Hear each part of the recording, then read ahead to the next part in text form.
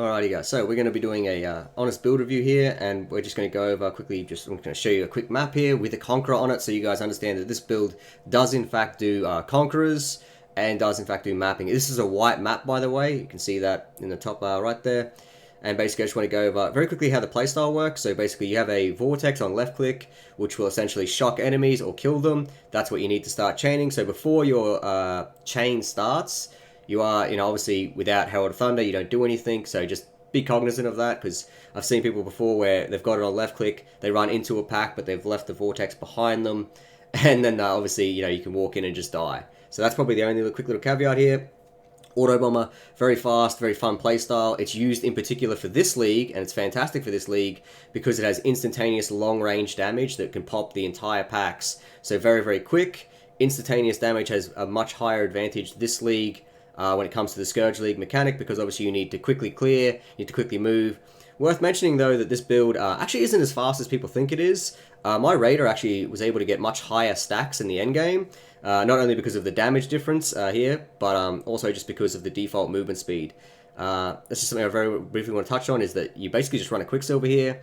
Onslaught never goes off, so even though we have a cast when damage taken Onslaught thing here, I'm thinking about changing that out on the build eventually, because I do want to mention that you pretty much never see it. You got a Culling Strike as well, which only really takes effect on bosses. So another thing that was sort of in the POB that I forgot to mention earlier is that Onslaught is ticked off because it basically is never up. So we got one Onslaught charge there up against the boss, and that was about it. We just did the whole map and got one Onslaught charge. So, the cast when damage taken setups work because you're constantly taking damage. But, yeah, I just want to quickly go over those quick little changes there.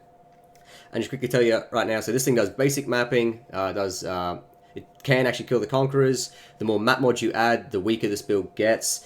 It is a very squishy build, you will die often on this thing, and I might show some more footage of that later, but for now I just want to get into the POB portion. I just want to show you guys it just very, very easily handling a Conqueror. This is one of the easier Conquerors to do, but just showcase what this build can do and what it is good at, basically.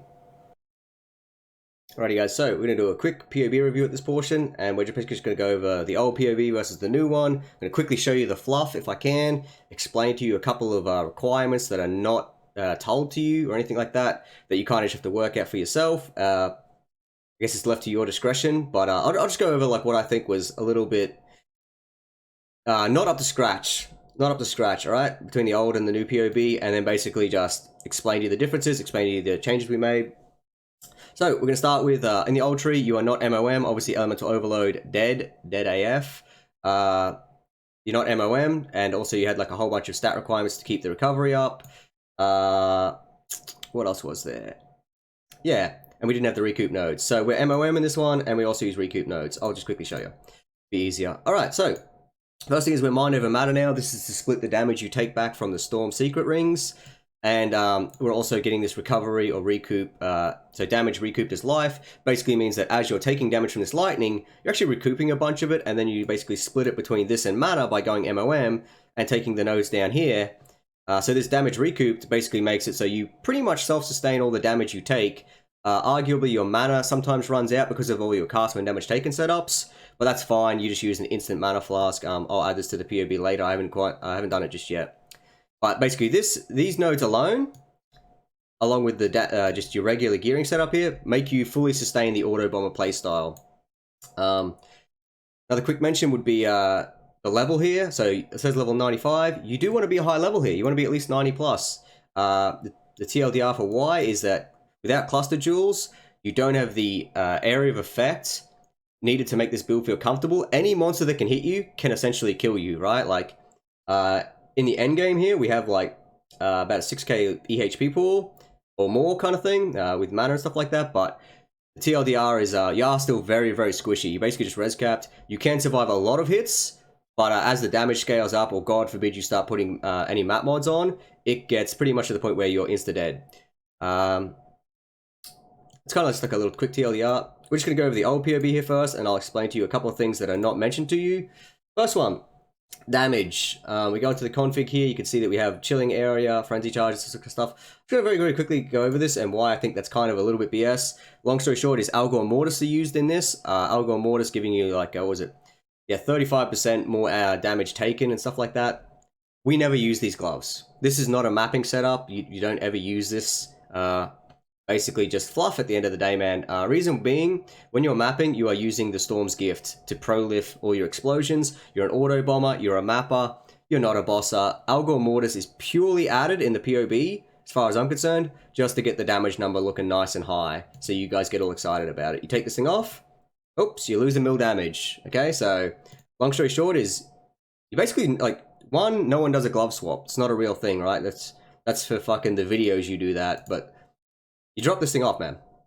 You don't have an Algor Mortis, you have a Storm's Gift. Storm's Gift is still really good, by the way, but, like, I have not once... I have an Algor Mortis, I haven't put it on once. Because, like, I don't do glove swaps. It's super weird. You'd never do it. You are running a Storm's Gift. Sorry, that was an inflated number. Not real. Second one, obviously, is just the Disciple of Slaughter. Disciple of Slaughter is purely for mapping, which is kind of what we do. It's old tech. We don't really use it anymore. We actually are going to drop it. So, we don't have frenzy charges anymore. You can generate them in other ways. That's fine. But for now, I just take them off the build. They're not there for bossing, and bossing is the most important thing. You know, kind of. Not really in this build, because you shouldn't be bossing anyway. But you can already kill map bosses and conquerors without the need for this. So, yet again, I just kind of put that up to you wanted more damage. Up to you. How you guys feel about that. But the long story short is, yeah, we don't have that. We do not have frenzy charges. It's not a real thing. It probably was in the old version, but we didn't have a requirement for it. Anyway. What's the other one? Other one was just like, you know, summon Flame Golem. Manually casted. No one does that. No one fucking manually cast a fucking Flame Golem, dude. Doesn't happen. Not real. So yeah, that was just to give you like another 100k damage. Silly. Anyway, 3 mil. Still pretty respectable here. This is actually with some pretty good gear. Next thing I want to quickly touch on is, you'll notice that there is no stats on this. No stats and no res.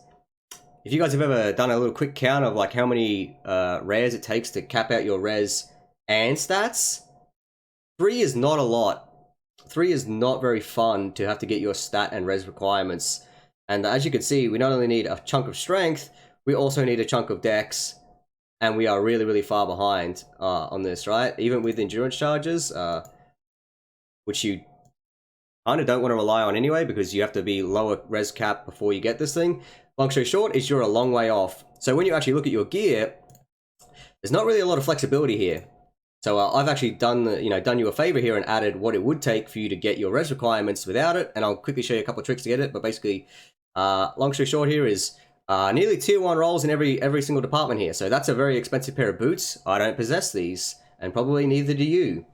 This is the stat requirements and an extra all-res roll, because without this all-res here, by the way, you basically can't make your fire res requirement.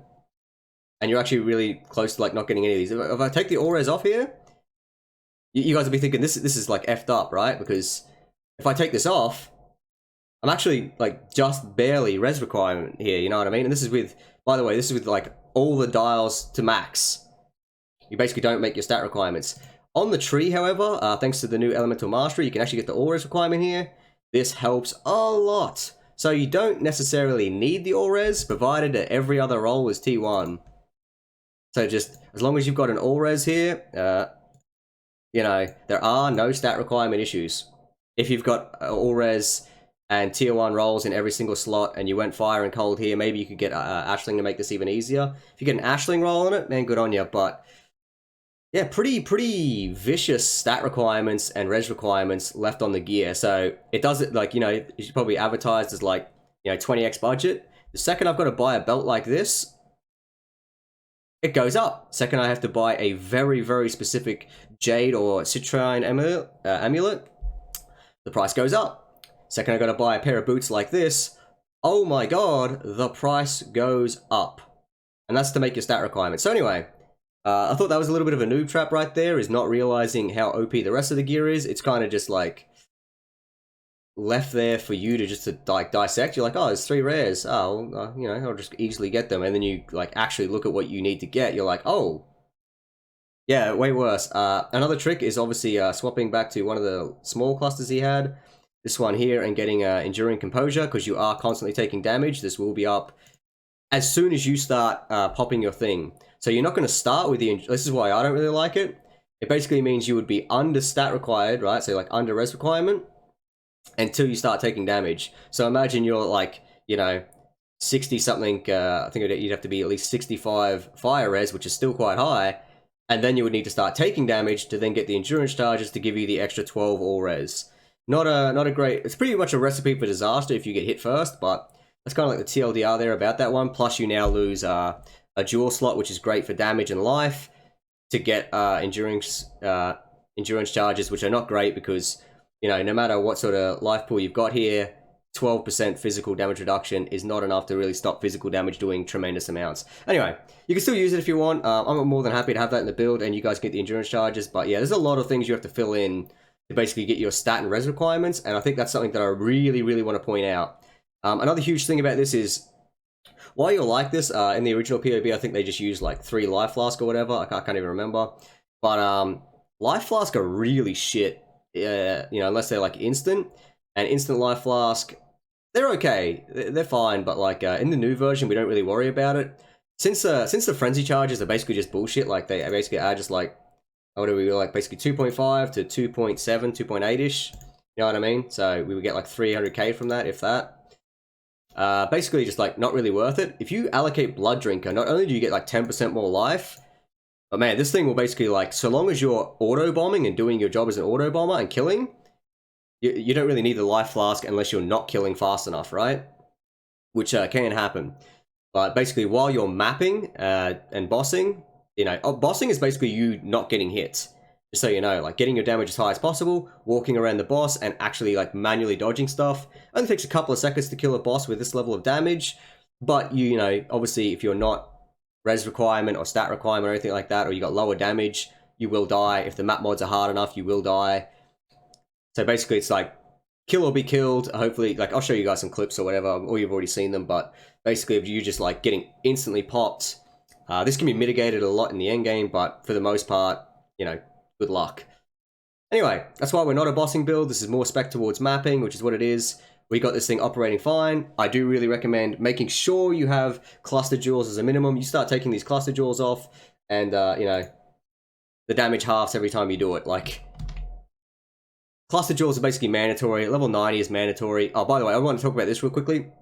Lightning damage with non-critical strikes is lucky is massive for damage. This is where we're making up a lot of it now that it's on the tree, so you can get better cluster jewels. TLDR is basically, this is 32% increased damage. Mandatory to get this if you want to start the Autobomber. Anyway, so we're going to quickly talk about that. So that was all the stuff that I found wrong with the POB. The old damage was about 3 mil. We've actually dropped it down to 2.5, which is far more realistic. That's fine. That will actually just run through maps and run through basic content and still kill you the Conquerors. Actually, nothing wrong with that. I was actually really happy with that. I think I've spent about 12 to 15x on the build. Basically just cluster jewels, and crest is about 8x of that. Crest of Desire, your impulses cost you practically nothing these days, even for a 6-link, which is great. Normally, that would be, you know, 6x or more, you know what I mean? So we're really, really lucky that these are cheap right now, so that might be somewhat deflating the prices. But I will just quickly go over, like, what does this build actually do? It maps, and it maps quite comfortably. If you did a hard day at work, and you just wanted to just hold down the left-click button, you don't want to sit there and, you know, left-click, right-click, dodge things, you know, all that kind of shenanigans. You get instantaneous damage, and it's fun, man. I really like auto bombers. That's just my preference, right? Like, I like being able to come home from work and just hold down the left click button, and this build will do that. If you guys want a more detailed guide, maybe, but for now, this is mostly just an honest build review. So I just wanted to show you the differences, what the traps are in the original POBs and stuff like that. Even in the new one, I think he's using an Algor Mortis, which is just like, we don't use Algor Mortis, and we're not bosses. So some of the damage is inflated, obviously, but, you know, that's kind of like standard fare. It's what people typically do. I will add a leveling tree for this, and obviously just a instantaneous gear swap. Your level is a cold slinger. So I will neaten up this POB now that I'm pretty finalized with where I am. I'm happy to say that this is about a 15x budget or something like that, and it will just do Conquerors for you, provided the map mods are not too scary, and it will do you know, basic mapping. As soon as you start juicing or anything like that, the damage is not high enough. You do need the clusters. It's just a big requirement list here. I don't want to ramble too much, but this thing's just okay at mapping. You know what I mean? It's just okay at mapping. if you spend more money, I promise you, you can get way more out of this. I've had so many ideas already about like higher budget versions, you know, swapping to the assassin. Obviously, if I just had infinite currency, I would swap to the assassin. The assassin can get more damage, and I'll go over that later. We're not exactly talking about like, I think he has like 6.1 mil in the POB, but I can't remember if that was like with Algor Mortis on or not. I'll have to look at it again. But basically, like, I'm pretty sure I could at least double the damage and like put a lot of creature comfort on this man, like recovery on kill and stuff like that. Basically, just makes you get rid of flask. There's a lot of that you can do now, especially with the new Scourge mechanic. I'll leave that to your discretion to sort of work out there, but there's a lot of fun things I want to do with this build, and you can definitely push Autobomber into a much more comfortable setup, just not at a budget level. That's all it is, right? It's all it is the more money you put into something, surprise, surprise, the better it gets. You know, I'm talking some double corrupts that will just give you more damage again, little bits here and there, more life, more recovery on kill, more all of these things that will basically just make an Autobomber really efficient. It will probably never be a bossing build. Like, don't expect to do the Fiat on this, even if you threw 100x at it. You are still Glass Cannon. You can get a lot of quality of life that makes it like unlikely you'll die just during regular mapping. But yet again, you'll need to be higher level. You'll need to play around with some double corrupts. I'm pretty happy to leave it there, guys. Hopefully you guys enjoyed this honest build review. I hope you guys enjoyed the showcase. I'll tell you why this character sort of failed for me. Not that it failed in what I expected it to do for the budget that was offered to me. I think that part was very, very accurate. If all you want to do is T16 Alk and go maps, and just, you know, get the Scourge mechanic, I think that this was fairly honest. It's mostly just the gear requirements and how bad it's going to be without the gear, and probably the expectation on death. So like I said, I have a cast on death portal, which I actually recommend if you were to play this build, you do the same. Cast on death portal is invaluable. Even when you get your stat requirements, even when you get this, you're still going to get popped every now and then.